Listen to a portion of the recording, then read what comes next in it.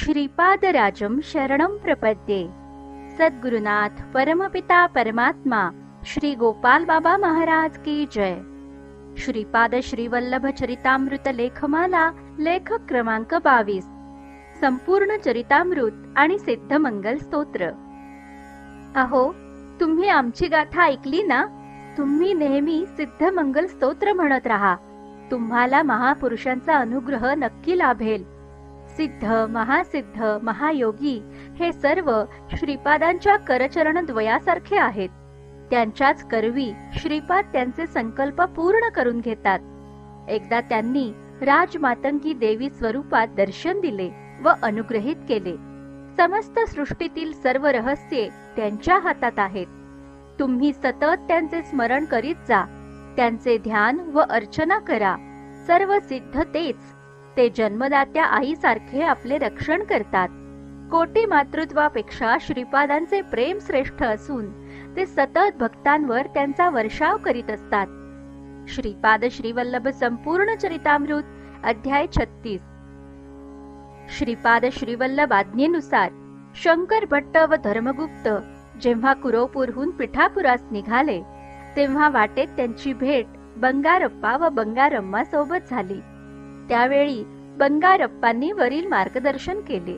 बंगारप्पा हे मूळ पिठापूरचेच, पण श्रीपाद आज्ञेनुसार पिठापूर सोडून इतरत्र आश्रम करून साधना करत होते। त्यांच्या बोलण्यात अजून एक महत्वाचे वाक्य आले। श्रीपाद एकदा या रस्त्याने जात असता त्यांनी आश्रमात येऊन आम्हाला आशीर्वाद दिला। फक्त या ठिकाणाचे नाव चरितामृतात नमूद नाही। चिले महाराज या स्थानाचा महिमा गोकुळ उतरले रे रामा, ही एकच ओळ भक्तांना चालीवर परत परत तास तास गायला लावत। त्यावेळी चिले महाराज बेहद्द खुश असत। सद्गुरुनाथ परमपिता परमात्मा श्री गोपाल बाबा महाराज पिठापूर आश्रमात बाबा रूम बाहेरील शेड मध्ये बऱ्याचदा श्रीपादांच्या पालखीच्या आसपास असत। पालखीत सकाळी, दुपारी, संध्याकाळी आणि रात्री प्रत्येक वेळी किमान 3दा तरी श्री सिद्धमंगल स्तोत्राचे भक्तांकडून गायन होई।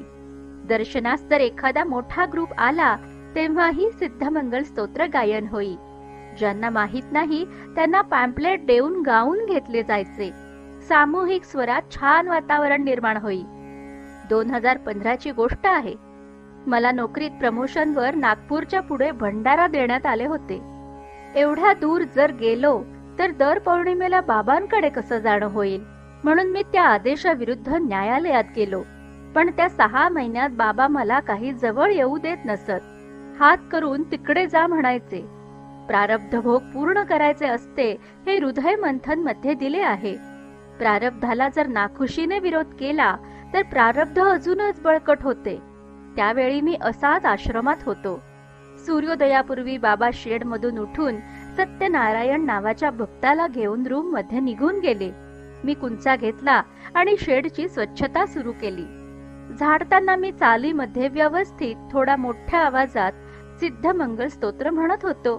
काही वेळाने सत्यनारायण बाहेर माझ्या जवळ आला व मला म्हणाला की बाबांनी रूमच्या दाराकडे उशा टाकून व त्यावर रेलून उजव्या कानाला हात लावून तुमचं स्तोत्र कान लावून ऐकत आहेत।